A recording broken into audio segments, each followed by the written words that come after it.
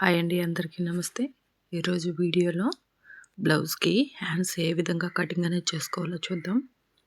ఈ ఆది బ్లౌజ్లో హ్యాండ్ అనేది హైట్ అనేది 1 ఇంచ్ అనేది, ఇది ప్లెయిన్ బ్లౌజ్ అండి.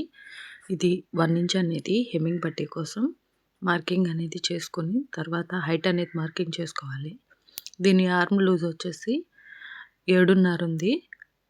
ఈ 7.5 ఇంచుల్ని మార్కింగ్ అనేది చేసుకొని ఆర్మ్ డౌన్ అనేది మార్కింగ్ చేసుకోవాలి.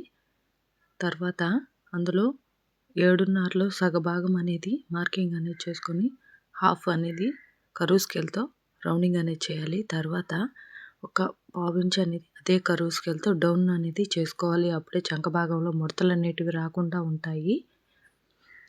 ఇప్పుడు తర్వాత షోల్డర్ దగ్గర 1 ఇంచ్ అనేది మైనస్ చేసి 7.5లో 1 ఇంచ్ మైనస్ చేస్తే 6.5 వస్తుంది. ఈ 6.5లో సగభాగం అనేది బ్యాక్ ఫ్రంట్ తీసేదానికి మార్కింగ్ అనేది చేసుకోవాలి. హ్యాండ్ లూజ్ అనేది మార్కింగ్ చేసుకొని ఖర్చు భాగం అనేది 2 ఇంచులు అనేది మార్కింగ్ చేసుకొని కటింగ్ అనేది చేసుకోవాలి.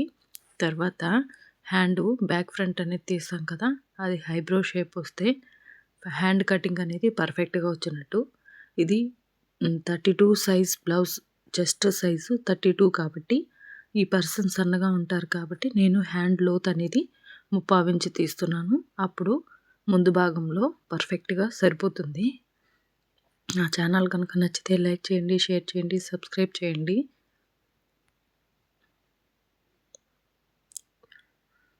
ఈ విధంగా ఐబ్రో షేప్లో రావాలి. ఈ ఐబ్రో షేప్ ఏ విధంగా ఉంటుందో అలా వస్తే మనకు పర్ఫెక్ట్గా వచ్చినట్టు లెక్క. నాకు ఇంకో బ్లౌజ్ కూడా ఉంది కాబట్టి నేను ఇప్పుడు మార్కింగ్ చేసుకుని ఇంకో బ్లౌజ్ పైన కూడా కటింగ్ అనేది చేసుకోవాలి కాబట్టి మార్కింగ్ అనేది వేస్తున్నాను. అంతే, కటింగ్ అనేది చేసుకోవడమే. ఇది ప్లెయిన్ బ్లౌజు.